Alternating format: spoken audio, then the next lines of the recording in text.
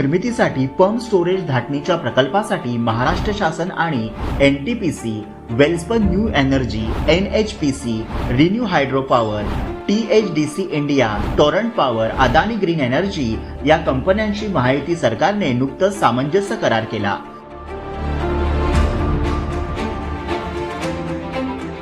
ज्यामध्ये 62,550 इतकी रोजगार निर्मिती होणार आहे। उपमुख्यमंत्री देवेंद्र फडणवीस यांच्या पुढाकाराने हे विक्रमी करार करण्यात आले असून त्यातून 35,240 मेगावॅट वीज निर्मिती होणार आहे।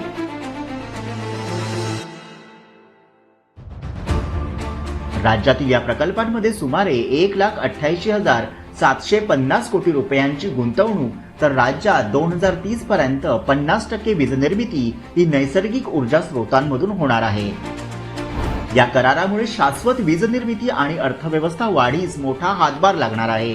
राज्याची एकूण वीज निर्मितीची स्थापित क्षमता 46,000 मेगावॅट असून 40,870 मेगावॅटचे पंप स्टोरेज क्षेत्रात वीज निर्मिती करार झाल्यानं हरित ऊर्जा क्षेत्रात राज्याचं हे मोठं पाऊल आहे। राज्यात सौर ऊर्जा निर्मितीतही लक्षणीय वाढ करण्यात येत आहे।